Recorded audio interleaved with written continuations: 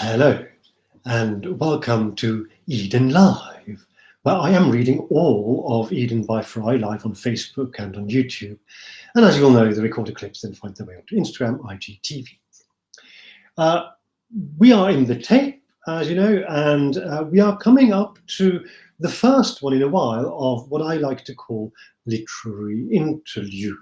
They are little chapters that aren't chapters as such, but they belong there for a reason, and they put there anyway, even though they are not strictly part of the principal narrative of the book that we're talking about.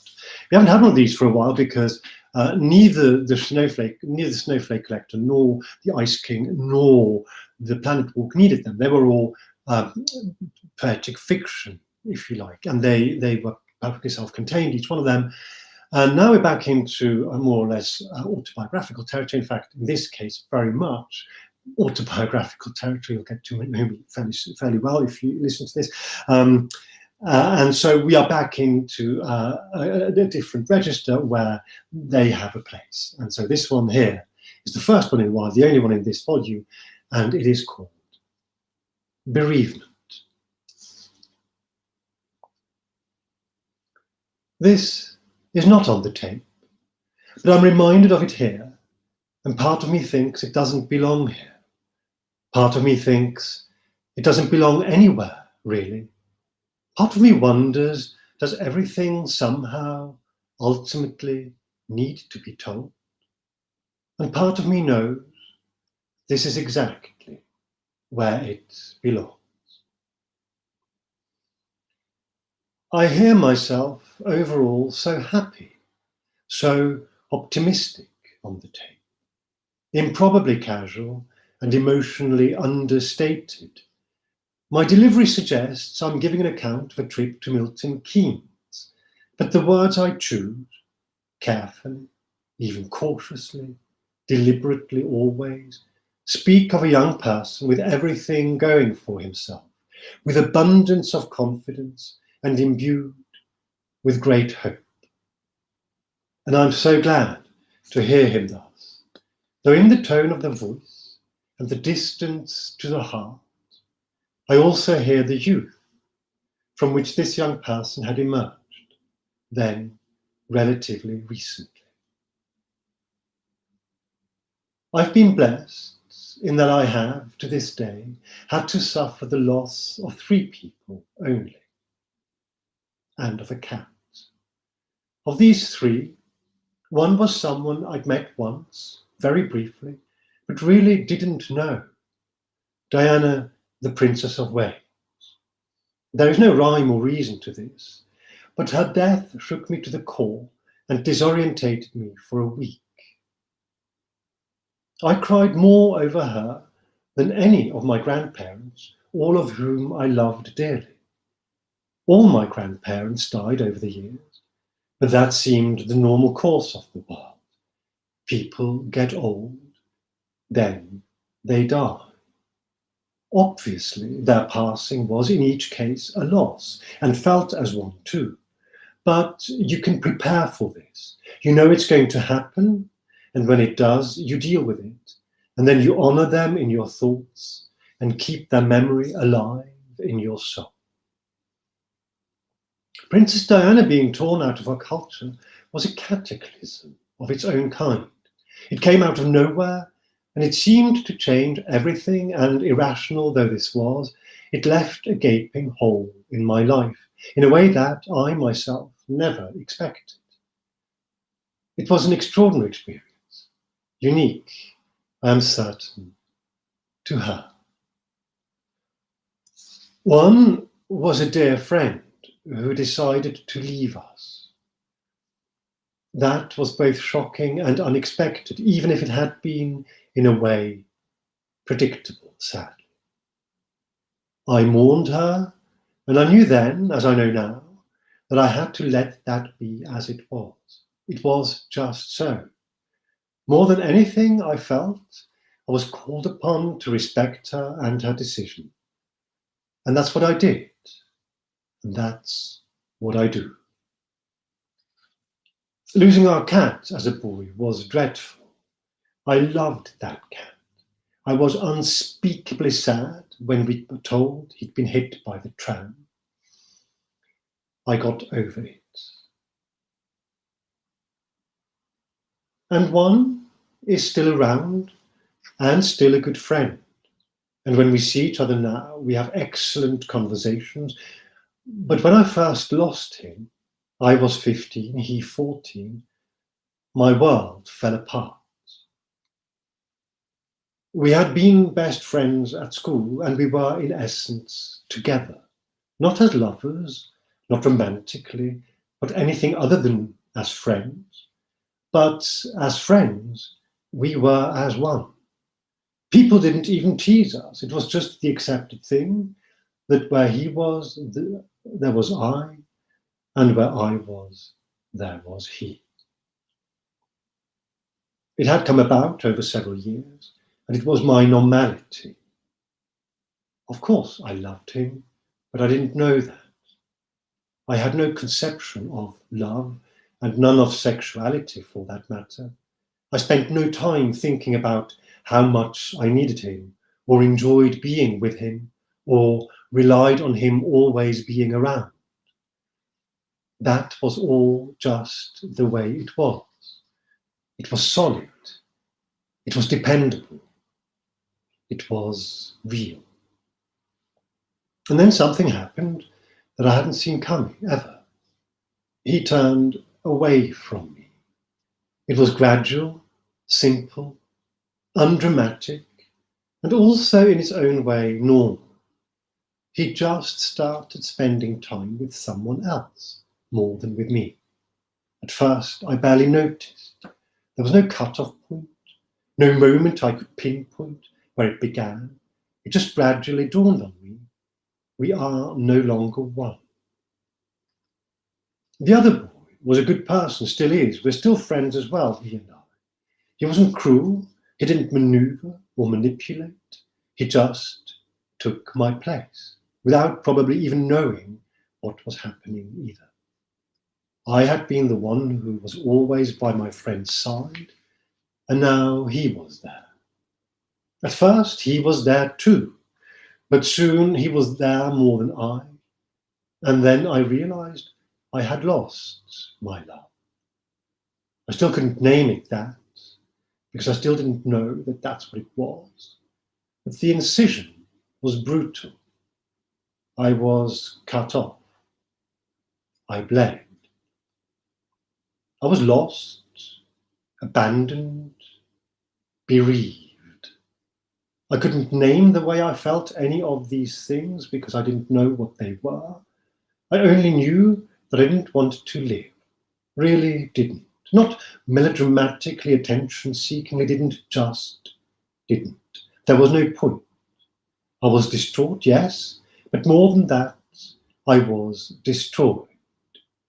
There was no word for it, no expression, no therapy, no remedy. There was just emptiness, complete. This lasted for 18 months, maybe 20. It was a crisis so profound, so categorical, so total. I felt that it would break me. I saw no way that it couldn't. It was absolute, the despair. And all of this over the loss of a friend. Today, with perspective, I know it was obviously more than that. Losing my friend was the trigger. What his extracting himself from my life did was tear open a wound which drew all manner of complications. The insecurity, the loneliness, the mind's confusion over the heart, the heartbreak over the part of the soul that was missing, the pointlessness, the disorientation. What sustained me was my brother, because I could talk to him, not about this, but about everything else that was going on in my teenage life, and my mother, of course, because I could not then, and I would not now be able to, bring myself to do anything deliberately that would cause her grief.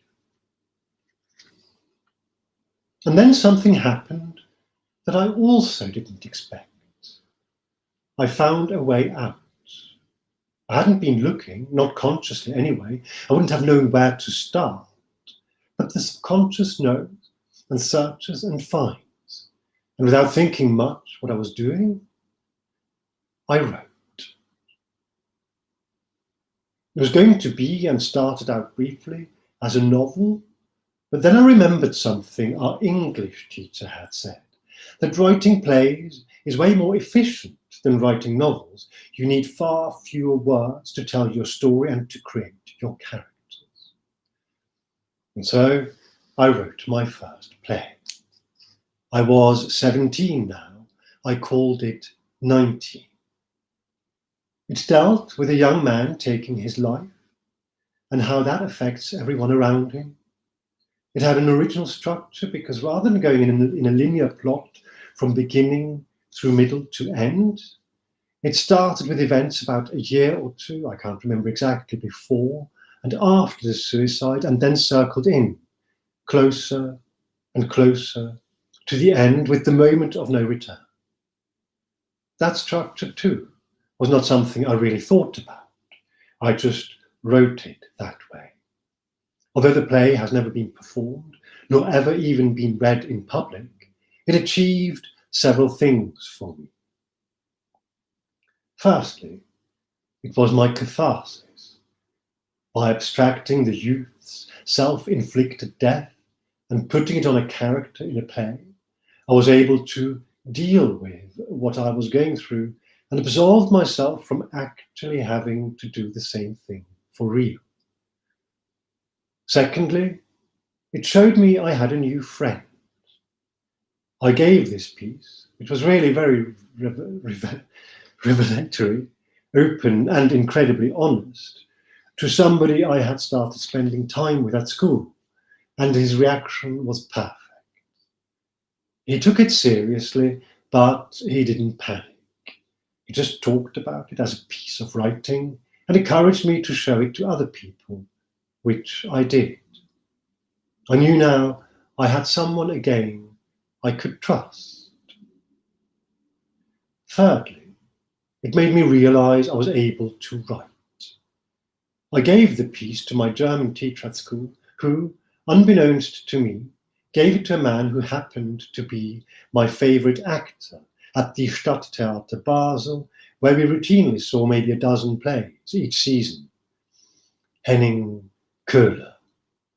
He was invited to our school to give a talk about theatre and acting generally, and at the end of that talk he said, "And one of you has written a really good play." I went up to him afterwards and said, "That may have been me." Nothing happened with or to the play. He was quite apologetic about that. "I'm really sorry I can't do anything for you in terms of getting it on at the theatre." But for Henning Köhler, to my mind the best actor in town, to have read my play and to have made a point of mentioning it, that was enough. That was something I could hold on to. And it also paved the way for me to lose my virginity at last. There was a man whom I knew well and liked and respected a lot, a writer, actor, performer, who lived in St. Gallen, of all places, and I sent him the play. I knew he was gay. He was a few years older than me, in his early 20s.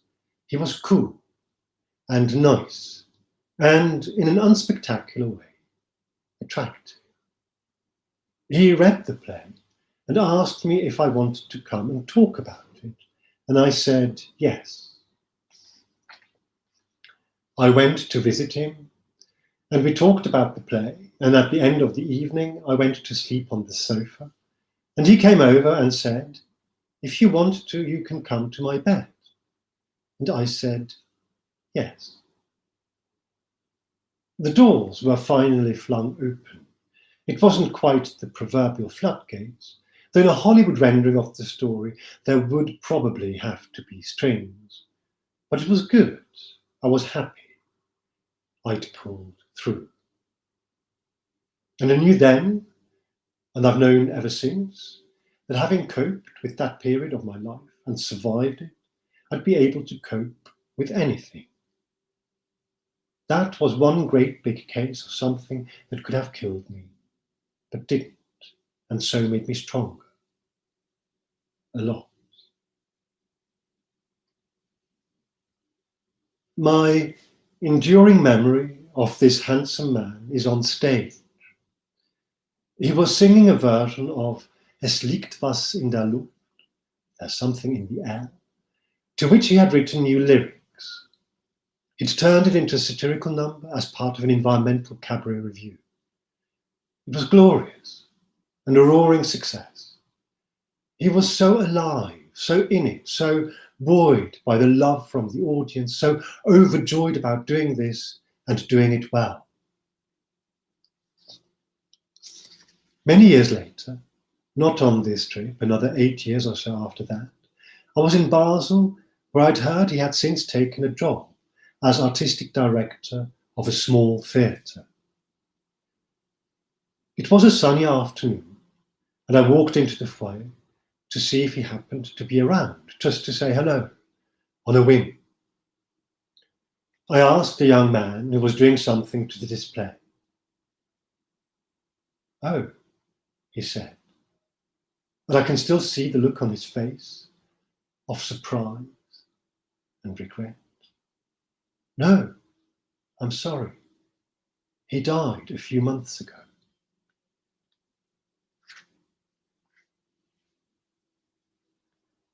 I salute you, my friend, and I thank you for the time, the patience, the generosity, and the inspiration. You genuinely helped me find my way. Your spirit lives.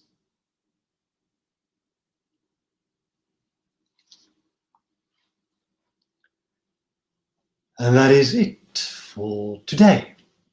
There are only 2 more short chapters in the tape, which is, of all the volumes in Eden by FREI, probably not the only really autobiographical one, but maybe the most, the first of the really autobiographical ones. And then after that, we go to Istanbul, and then we go to Encounters, and then we continue after that. So join me again next time. If you've been following this, you will know that I do this on a twice-weekly basis. Today in real time is Wednesday, so this is Wednesday evening. So the next one will go out on Monday at 6 p.m. London time, which is, I think, approximately 1 p.m. New York time. And until then, I hope you're able to keep well and safe and sane, and also a little bit adventurous maybe. And I hope that you will join me again. Until then, take good care, love and love, and see you very soon. Bye-bye.